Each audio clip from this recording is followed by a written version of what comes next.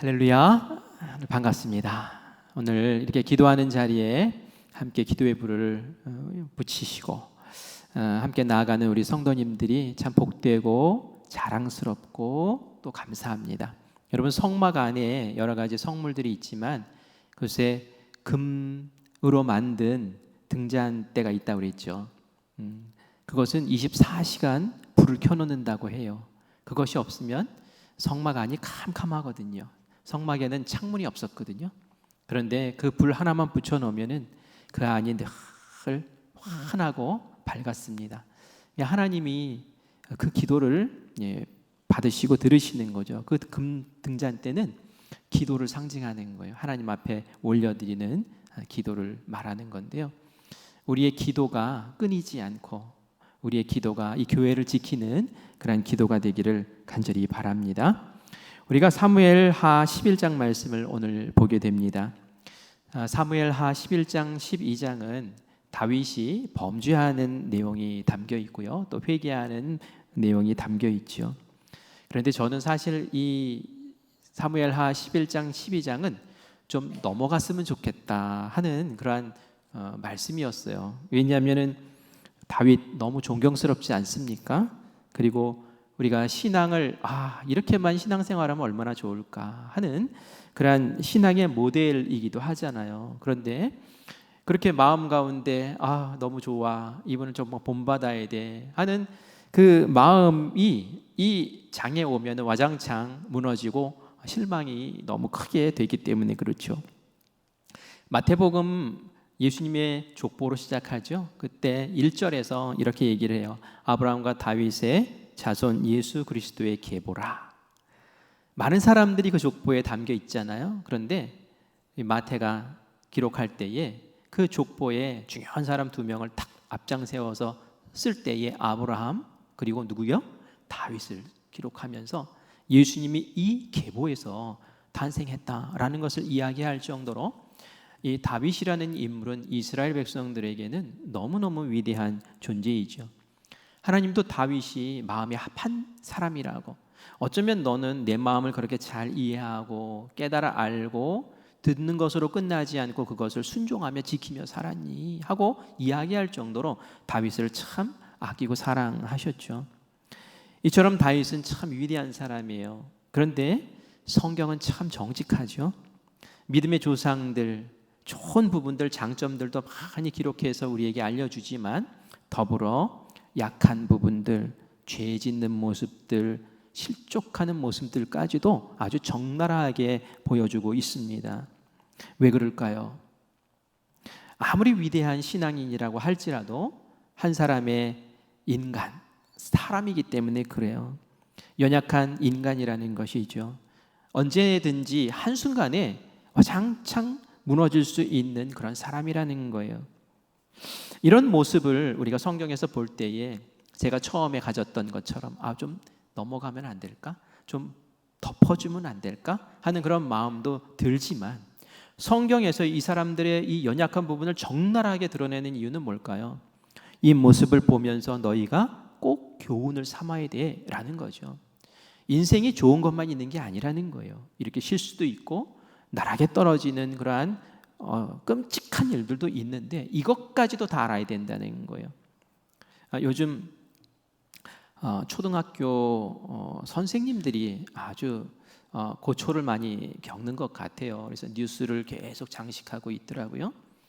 그래서 어떤 분은 또 이렇게 학생한테 맞아서 또 이렇게 어려운 일이 있고, 또 어떤 분은 또 극단적인 그런 선택을 해서 그것 때문에 많은 사람들이 추모를 하고 그런 모습이 있더라고요. 그런데 이제 어떤 선생님이 그 카톡 프로필 그 그림을, 사진을, 그 검정색 리본이 있고 그 위로 하는 그 문구가 있는 거를 이렇게 올려놨더니 학부모님이 거기에다가 카톡을 보고 말을 걸었대요. 그거 내리시라고, 우리 아이들에게 좋지 않은 영향을 미칠 것 같다라고 하면서 그렇게 얘기를 하더라는 거예요. 그래서 이제 그게 올라왔는데 이런 저런 댓글들이 막 달렸는데 그 댓글 가운데 이런 댓글이 있더라고요. 어떤 댓글이 있냐면은 아이들에게 좋은 것만 보여주고 좋은 환경만 만들어주는 것도 좋지요. 하지만 아이들도 선생님들의 이런 아픔을 알고 지나가야 됩니다. 이것도 교육입니다. 하면서 그렇게 댓글을 다는 모습을 봤어요. 맞아요. 그렇습니다. 우리가 좋은 것만 이야기하면서 지나갈 수 있는 인생이 아니잖아요. 우리 인생에 아픔도 있고 또 절망도 있고 실수도 있고 죄 지을 수도 있는 거예요. 그래서 오늘 우리가 이 사무엘하 11장 말씀을 통해서 하나님 우리에게 주시고 싶어 하는 교훈이 무엇인가, 그것을 마음에 한번 다시 새기시기를 바라요. 사실 이 말씀은 여러분 너무 잘 아는 말씀이죠. 그렇죠? 예. 다윗의 이야기 가운데 이 이야기를 빼놓지를 않고 할 정도로 이 이야기는 굉장히 유명한 이야기예요. 하지만 오늘 우리가 다시 말씀을 이렇게 묵상하면서 오늘 이 시간 나에게 하나님께서 어떤 말씀으로 도전을 하시는지 한번 귀 기울여 듣기를 간절히 바랍니다. 오늘 이 말씀에 등장하는 다윗의 나이는 몇 살쯤 됐을까요? 혈기왕성한 젊었을 때의 다윗의 모습은 아니에요. 그죠?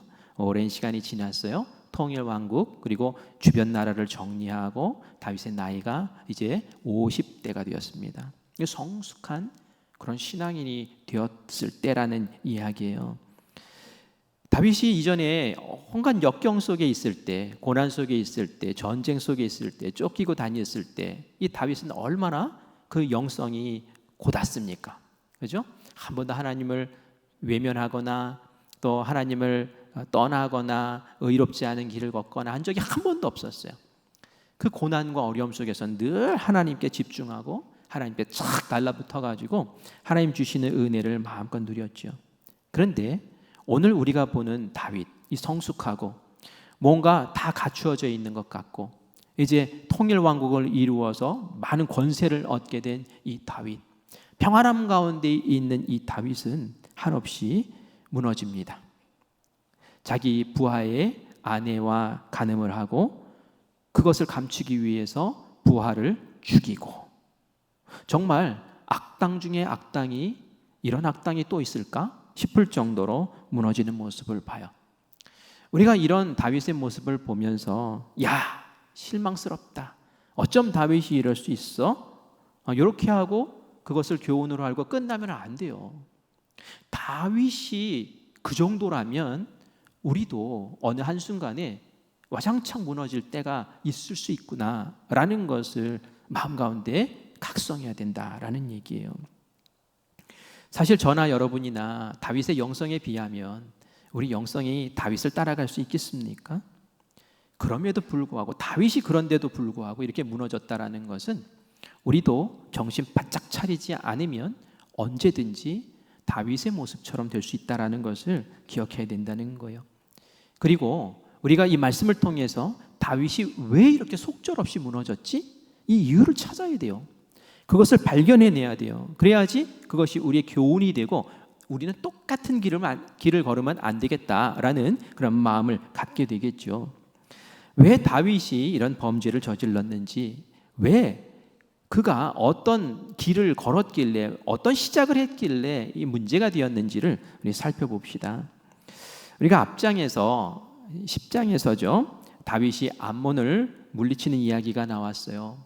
그런데 아직 그 잔당이 남아 있었어요. 암몬이 아직도 있었단 말이에요. 왜냐하면 우기가 찾아왔기 때문에 전쟁을 더 이상 치를 수가 없었죠. 그래서 이제 다윗이 이스라엘로 다시 군사를 몰고 돌아와서 우기가 지날 때까지 시간을 보냈습니다. 오늘 1절 말씀이 보니까 이제 때가 되어서 왕들이 막 이제 일어서는 그런 때가 되었다라고 얘기하는 것을 보니 이제 전쟁의 시기가 된 거예요. 다시 전쟁을 치러야 돼요. 다윗은 중요한 전쟁이 있으면 항상 자기가 앞장서서 나가서 이겼습니다. 하나님께서 늘 다윗의 손에 적을 붙여주셔가지고 이 전쟁은 하나님이 승리케 하셨습니다 라고 하며 하나님께 영광 돌리며 그 전쟁을 마치는 아름다운 모습들이 성경에 계속 담겨져 왔어요. 그런데 오늘은 전쟁터에 다윗이 나가지 않았다라고 알려주고 있습니다. 오히려 요압 장군에게 맡깁니다. 다윗이 전쟁이 지긋지긋해서 그랬을 수도 있을 것 같고요. 아니면 이제 암몬 그 세력이 얼마 되지 않으니 요압 장군 네가 나가서 처리해도 충분히 할 수 있어 라는 그런 안일한 마음이 있었을 수도 있겠죠. 어쨌든 다윗은 그 평안한 때에 이제는 그 마음이 노골노골 좀 녹아져서 방심하는 그러한 자세를 갖추고 있는 것을 우리가 봅니다. 다윗은 어디 있었을까요? 예루살렘 성에 있었어요. 그리고 오늘 말씀해 보니까 다윗이 늦잠을 늘어지게 잔 것 같아요. 사실 뭐 여기는 더운 나라이기 때문에 낮에 잠자는 것, 그것은 뭐 일상입니다. 그리고 좀 선선해지면 일어나서 또 이 일들을 하는 거예요. 다윗이 낮에 낮잠을 잤다 해서 다윗이 뭐 무능한 왕이다, 뭐 못된 왕이다라고 말할 수는 없어요. 그런데 문제는 뭐냐 하면은 다윗이 선선할 때 일어나서 무엇을 하느냐는 거예요. 그냥 어기적 걸으면서 옥상을 걸으면서 그러면서 그냥 구경이나 하고 있었던 거예요. 사실 그 시간에 뭐 해야 됩니까? 우리 병사들이 잘 싸우고 있는가? 작전은 어떻게 세우고 있는가? 그리고 하나님 도와주셔서 이기게 해주세요 하면서 내보낸 자기 병사들과 그 전쟁, 중요한 전쟁 가운데 어떻게 우리가 이길 것인가 고민하면서 이렇게 지내야 되는 것 아닙니까? 그런데 어기적 다니면서 그냥 한량처럼 그렇게 시간을 보내고 있었던 것이지요. 성경 말씀에 선줄로 생각하는 자는 넘어질까?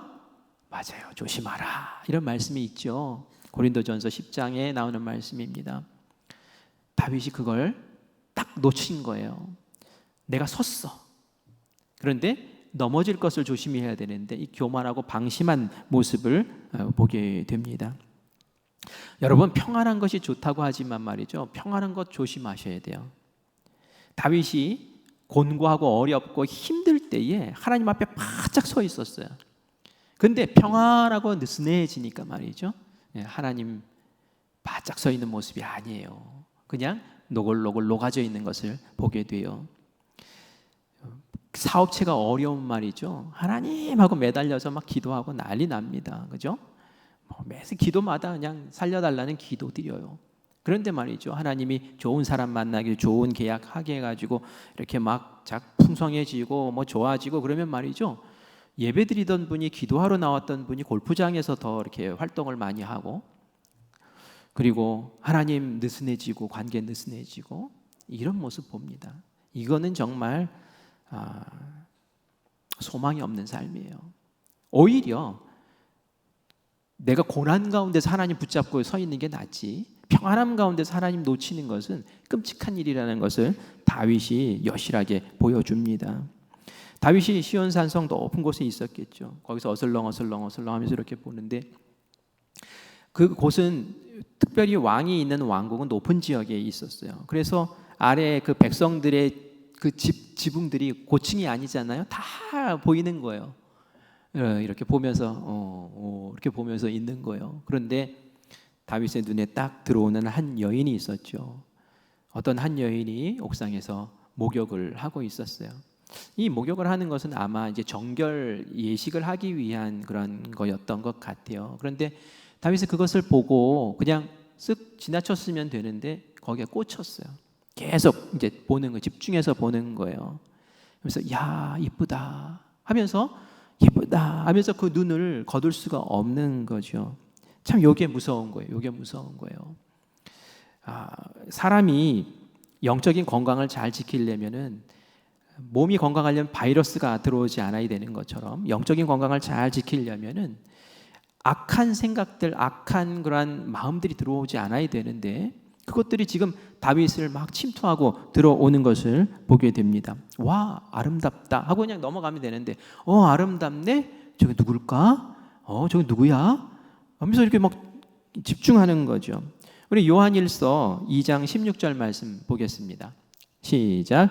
이는 세상에 있는 모든 것이 육신의 정욕과 안목의 정욕과 이생의 자랑이니 다 아버지께로부터 온 것이 아니요 세상으로부터 온 것이라. 세상이 죄를 우리에게 집어넣을 때, 우리를 무너뜨릴 때, 영적인 건강을 흔들 때 말이죠, 이런 것들로부터 시작된다는 거예요. 육신의 정욕, 안목의 정욕, 이생의 자랑, 이런 것들이에요.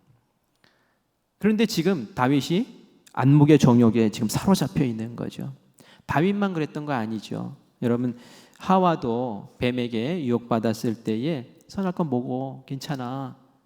근데 아니야, 이 먹으면 죽을 수도 있대. 아니야, 정말로 안 죽어. 봐봐 얼마나 맛있게 생겼니. 하와가 들여다봤어요. 눈을 뗄 수가 없는 거예요. 거기에 성경에 보면 보암직하고 먹음직하다고, 그냥 먹음직하다고만 나오지 않아요. 보암직하다고 나와요. 보니까 막 홀리는 거예요.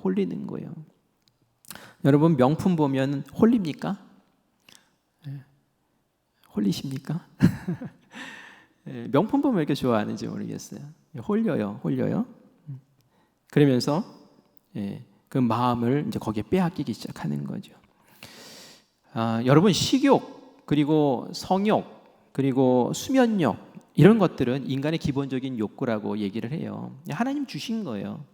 이런 거 없으면 말이죠, 식욕이 없으면은 사람이 안 먹으면 어떻게 됩니까? 건강을 유지할 수 없어요. 성욕이 없으면 말이죠, 생육하고 번성하라, 이게 안 돼요. 그죠? 수면력이 없으면 잠 못 자면 어떻게 됩니까? 사람 뒤집어지잖아요. 그죠? 그래서 이런 것들은 다 우리가 삶을 건강하게 살아가는데 꼭 필요한 것들이에요. 그래서 성욕이 있다라는 것이 죄가 아닙니다. 그죠? 이것은 좋은 거예요. 그런데 나와 내 부인, 내 아내, 내 남편과의 관계 속에서 건강한 것이 될 때에 그것이 문제가 안 되는 것이지, 다른 사람 이렇게 됐을 경우엔 그것이 성욕이 아니라 음욕이 되는 거죠. 그렇죠? 정욕이 되는 것이고, 그게 이제 그때부터 죄가 된단 말이에요. 10계명에서 7계명에서 간음하지 말라고 분명히 엄격하게 그렇게 하나님이 정하셨고요. 그 음욕, 간음, 이것은 마귀가 주는 게 분명합니다. 이것은 떨쳐버려야 되는 거예요. 다윗이 그런 음욕이 들고 이쁜 애로 끝난 게 아니라 저 사람 누구야? 나랑 같이 내가 좀 만나고 싶네? 요렇게 했을 때에 그 생각을 빨리, 이거 마귀가 주는 생각이네 하면서 딱 떨쳐버렸어야 했는데 그걸 못 하더란 말이에요. 그게 문제라는 거예요. 그래서 신하에게 물어보죠. 누구냐? 저 여자가 하고 물어봅니다. 그러자 신하가 이야기를 하죠.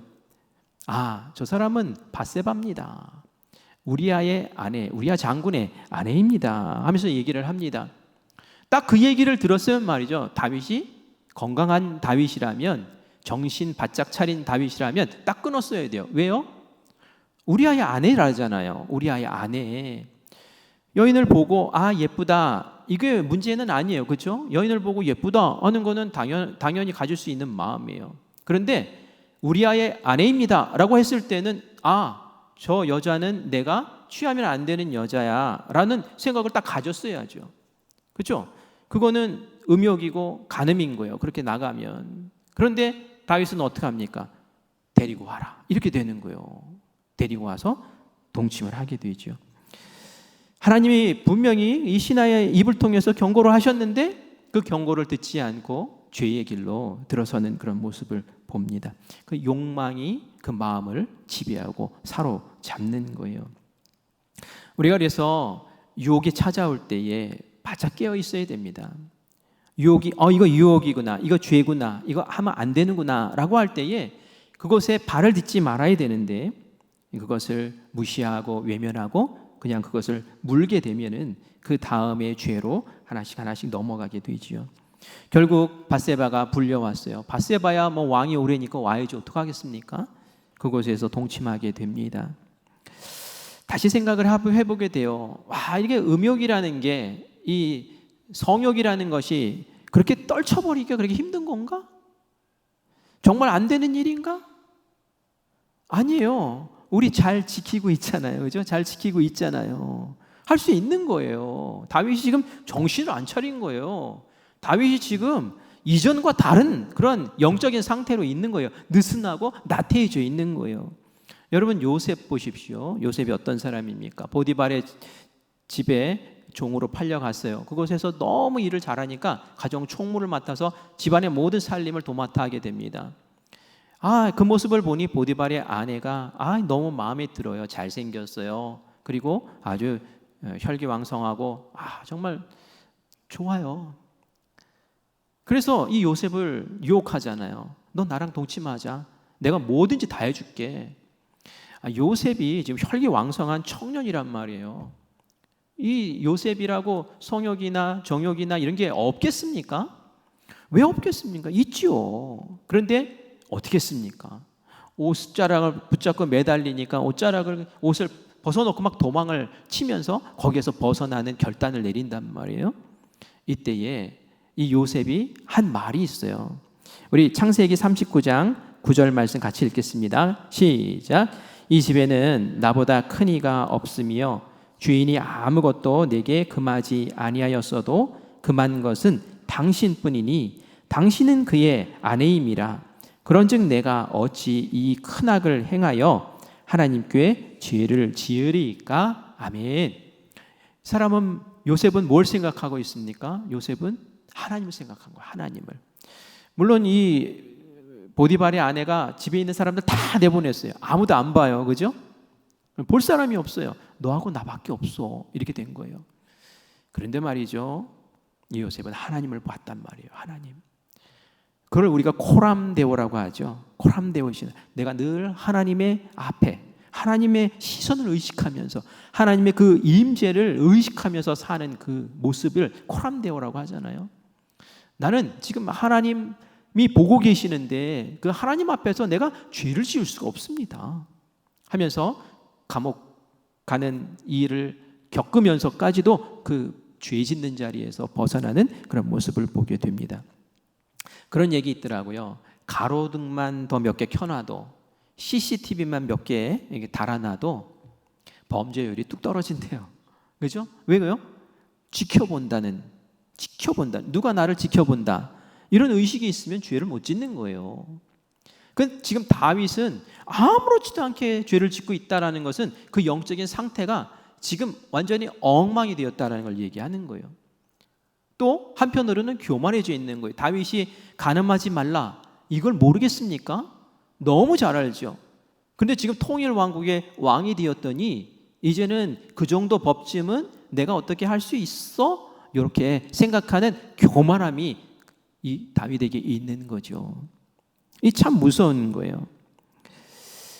아마 다윗은 그런 생각도 했을 거예요. 밧세바가 부정함을 씻기 위해서 이렇게 목욕을 하는 것을 보면서 이제는 생리기간이 지났으니까 가임 기간이 아니겠지, 이런 생각을 하고 하룻밤 자는 거 뭐 어떻겠어? 라고 생각을 했을지도 모르겠어요. 그러나 지나갈 줄 알았는데 그게 지나가지가 않는 거죠. 하나님이 그렇게 놓아두시지 않거든요. 밧세바에게 연락이 옵니다. 임신했습니다. 당신의 아이입니다. 이렇게 얘기를 하는 거예요. 다윗이 아마 가슴이 철렁했을 거예요. 왜 그랬을까요?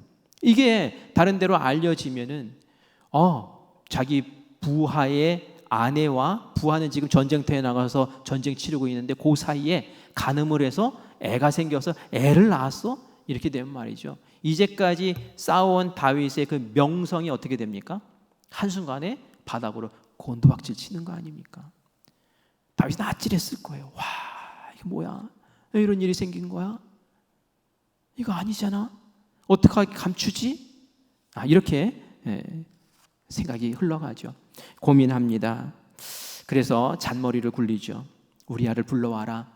그래서 이 우리아에게 전황을 듣는 듯이 이렇게 만나서, 그리고 나서는 우리아를 집으로 잘 보내고, 그리고 나서 우리아가 아내와 함께 하룻밤 자고 나면 나중에 우리아가 잠깐 온 사이에 그때 임신했다, 우리아의 아들이다, 우리아의 아이다 라고 이야기하면 넘어갈 수 있겠거니 하고 잔머리를 굴립니다. 그런데 말이죠, 잘못 걸렸어요. 다른 사람도 아니라 우리아, 이 사람 보통 사람이 아니었어요. 어떻게 합니까? 집에 안 가요. 왕궁을 이렇게 나오다 보니까 병사들이 다 왕궁을 지키고 있는데, 이 병사들을 보니까 전쟁터에 나가 있는 내 동료들, 요압 장군이 생각나는 거예요. 내가 지금 이렇게 룰루랄라 하면서 집에 들어가 가지고 내 아내와 함께 맛있는 음식을 먹고 다 목욕하고 그리고 좋은 시간을 보낸다는 것이 말이 되냐? 지금 요압 장군 그리고 우리 그 병사들, 내 동료들은 지금 전쟁터에서 목숨 걸고 싸우고 있는데 이런 마음이 드니까 말이죠. 집에 갈 수가 없는 거예요. 그래서 그 왕궁을 지키는 병사들과 함께 거기서 잠을 자는 거예요. 이런 사람이 어디 있습니까? 이런 사람이. 다윗이 이 이야기를 들었어요. 만약에 다윗이 제대로 정신이 박혀 있는 다윗이었다면은 아마 우리가 불러서 상을 줬을 거예요. 야, 넌 어떻게 그렇게 누릴 수 있는 것을 주었는데도 너 그렇게 누리지 않고 그렇게 동료들 생각하냐 하면서 아마 큰 상을 내렸을 거예요. 그런데 다윗은 어땠습니까? 내 마음대로 되지 않으니 그 마음 가운데 불안이 찾아오고 염려가 찾아오고 이 일을 어떻게 처리하면 좋을까 마음 가운데 부글부글 끓는 그런 마음이 드는 거죠. 이렇게 우리아가 다윗에게 이야기하고 다윗에게 모습을 보였을 때 다윗은 그것 하나님의 경고로 받아들여야 되는데 그걸 깨닫지를 못해요. 하나님이 말이죠, 죄 지을 때에 우리를 사랑하시기 때문에 늘 경고하십니다. 어떤 사인을 주세요. 주변의 환경을 통해서라든지 어떤 사람의 말을 통해서든지 어떤 사건을 통해서라든지 너 정신 차려 하면서 경고를 주세요. 그런데 말이죠, 그 경고로 받지 않고 무시하고 뭉개버리면 말이죠, 점점 더 그 죄는 큰 곳으로 흘러가게 된다라는 것을 알아야 돼요. 이번에는 술 취해서 집으로 보내자 했는데 술 취해도 안 들어가요. 대단해요. 그래서 이제 어떻게 합니까? 이제는 우리아의 손에 편지를 들려서 요압 장군에게 보내죠. 그 편지의 내용은 어떤 내용이었을까요? 그 편지의 내용은 전쟁터에 가장 치열한 전쟁이 있을 때에 우리아를 제일 앞 선봉에 세우고 그리고 막 투닥투닥 싸울 때에 불리해졌을 때에 병사들을 싹 빼서 우리아가 적의 손에 죽게 만들어라. 세상에 다윗이 어떻게 이럴 수가 있죠? 그래서 다윗이 이렇게 망가질 수가 있는 거예요. 왜요? 그 영이 악한 마귀에 사로잡히고 죄에 짓눌리게 되면 말이죠, 사람이 이렇게 변할 수가 있는 거예요. 그 성군 다윗이 악당 중에 악당으로 변하는 것을 우리가 보게 됩니다. 그리고 그 시작은 느슨해짐 때문에 있었던 거예요. 느슨해짐 때문에. 그래서 우리가 예배를 잘 드리는가, 기도를 열심히 하는가, 이거 체크하는 게 굉장히 중요합니다. 예배 잘 드리던 사람이 예배를 잘 안 나와요. 기도를 열심히 하던 사람은 기도를 안 하기 시작해요. 그 입술에서 불평이 나오고 얼굴이 그러고 퉁퉁거리기 시작하고 이런 말이죠. 하나님과의 관계가 벌어지기 시작한다는 어떤 표시입니다. 다윗이 느슨해지니까 그 사이에 마귀가 들어와서 다윗을 이렇게 무너뜨리고 망가뜨리지 않습니까? 그래서 우리가 깨어 있어야 되는 거예요. 예배를 잘 드려야 돼요. 목숨 걸고 예배 드려야 되고요. 기도의 자리도 우리가 마음 정하면 그 변치 않고 기도 드리는 자리를 생명처럼 지켜야 되는 줄 믿습니다. 포도나무 가지가 포도나무에 딱 붙어 있을 때 생명이 있는 거예요. 그리고 열매를 맺는 거예요. 이 포도나무 가지가 나무에서 딱 떨어지는 순간 이건 죽는 거예요. 열매는커녕 자기 모습조차 지켜나갈 수가 없는 거죠. 예수님의 제자들이 왜 실패했습니까? 왜 예수님을 배신하고 예수님을 떠났습니까? 예수님이 깨어서 기도 좀 해주라, 깨어서 기도 좀 하자 라고 할 때에 다 그냥 잤어요. 기도 안 했어요. 그러니 어떻게 마귀의 세력, 마귀의 그 위협 가운데서 견딜 수가 있겠습니까? 다 무너지는 거예요. 그래서 우리 성도님들이 이 말씀을 보면서 다윗이 이렇게 무너진 것이 바로 거기에 있었구나. 내가 그 작은 것을 지키지 못하면 나도 다윗처럼 될 수 있구나 라는 것을 경성하며 깨어 있어야 될 줄 믿습니다.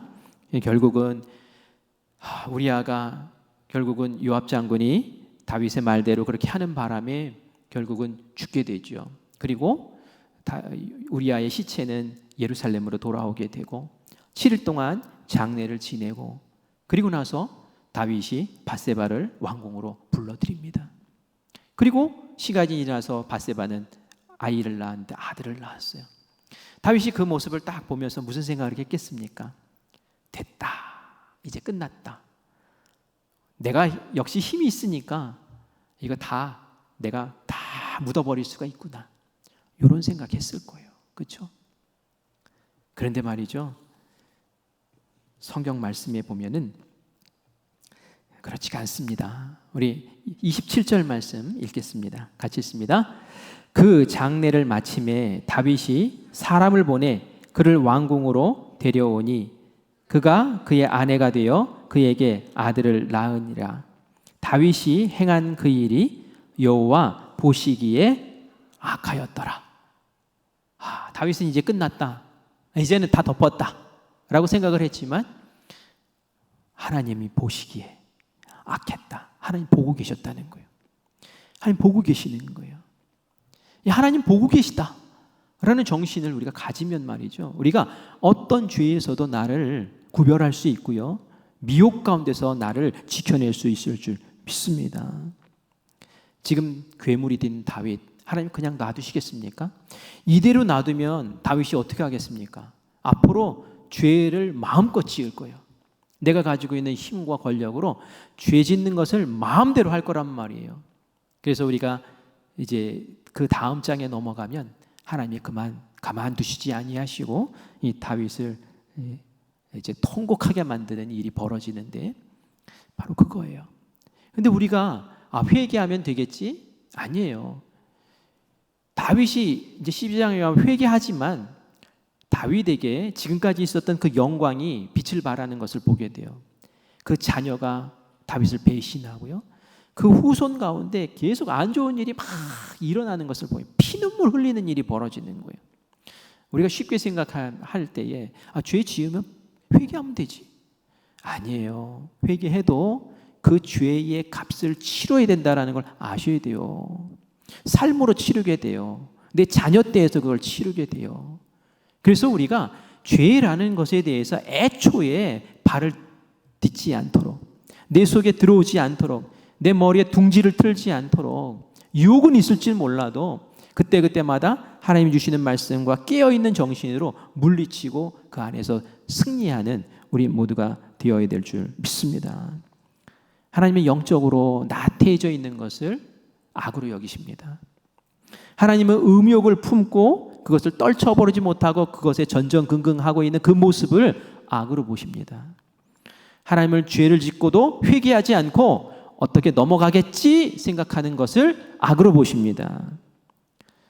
여러분, 하나님이 당장 침묵하고 계시고 뭔가 매를 대시지 않는다고 모른다고 생각하시면 안 돼요. 오늘 말씀 보세요. 다 끝났을 때 하나님이 다 보고 계셨다고, 악하게 보고 계셨다고, 가만두지 않겠다고 하나님이 작정하고 계시는 그 모습을 우리가 다시 생각해야 돼요. 하나님 사랑이시죠. 하나님 좋으신 분이시죠. 하지만 하나님은 죄 짓는 것에 대해서 굉장히 엄격하신 분이다라는 것을 우리가 또한 이 시간 생각해야 될 줄 믿습니다. 그것이 바로 나를 지켜내는 거예요. 나를 지켜야 되잖아요. 내가 하나님 앞에서 깨끗하게 지킴받아야 되잖아요. 그래서 우리 가문을 지키는 것이고 또 우리 교회를 지켜나가는 귀한 방법인 줄 믿습니다. 그래서 우리가 주님, 우리도 다윗처럼 연약합니다. 하지만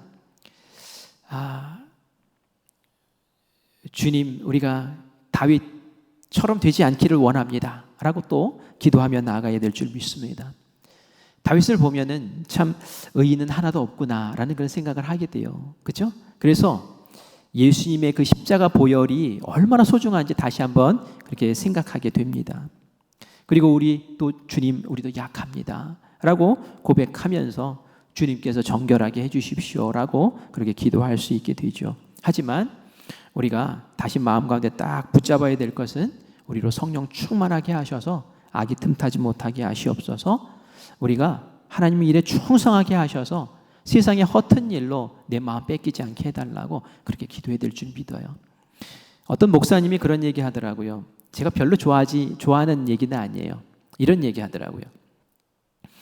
멸치와 성도는 달달 볶아야 된대요. 그런 얘기 들어보신 적 있습니까? 멸치도 달달 볶잖아요. 성도들도 달달 볶아야 된대요. 매일 막 기도하러 나오라 그러고 막 사역들을 만들어서 그냥 다 교회 붙잡아가지고 들들들들들 볶아야 된대요. 왜 그렇게 볶아야 되나? 성도들을, 그런 마음을 저도 가졌는데 또 한편으로 그런 생각이 들더라고요. 하나님께 붙잡혀 있는 일들 없이 느슨해지고 방심하고 축 처져 있을 때 바로 그때가 죄가 깃드는 그때구나. 그래서 그렇게 덜덜덜 볶았구나 이런 생각도 들더란 말이죠. 여러분, 우리가 우리 영성을 잘 지켜야 돼요. 그러기 위해서 제가 여러분들에게 지금 제안하는 것이 두 가지예요. 하나는 뭐냐면은 감사 노트 여러분 열심히 쓰세요. 그거 감사만 쓰는 게 아니죠. 내가 오늘 어떤 말씀을 읽었는지, 말씀에서 뭘 깨달았는지 그것도 기록하잖아요. 그리고 내가 언제 기도했는지까지도 체크할 수 있게 돼 있잖아요. 그죠? 어떤 분이 그런 얘기 하더라고요. 벌써 3일 밀렸습니다. 그런 얘기 하더라고요. 밀릴 때가 됐어요. 그런데 다시 고삐를 주셔야 돼요. 우리 100일 동안 해야 돼요. 여름에 늘어지기 쉬워요. 사역들도 막 안식을 많이 하잖아요. 그죠? 속회도 안식합니다. 이제 뭐 식당도 이제 3주 또 안식하는 뭐 기간이 또 있을 거예요. 뭐 또 이것도 안식하고 저것도 안식하고 그런 말이죠. 늘어져. 그래서 제가 그 기도 제목 쓰시면서 여러분 영성 지키라고 그렇게 만든 거예요. 그리고 우리 금요 성령 집회는 예전에는 안식했어요. 그죠? 여름에 사역들도 있고 하니까 우리 안식합시다 그랬는데 올해는 안식 없습니다. 왜냐하면 기도는 365일 성막에 금 등잔이 늘 켜져 있었던 것처럼 그렇게 켜져 있어야 될 줄 믿어요. 그래서 우리 금요일에 나와서 우리 기도하시는 우리 성도님들, 내가 365일 나는 금요 성령 집회 지키면서 기도로 나아갈 거야. 이것이 결국은 나를 위한 것이고 우리 교회를 건강하게 세우는 거야 라는 마음으로 우리 든든히 우리 기도의 자리, 우리 영성을 잘 지켜 세워나가기를 간절히 소망합니다. 그렇게 할 때에 우리에게 주신 하나님의 복이 클 줄 믿습니다. 아멘.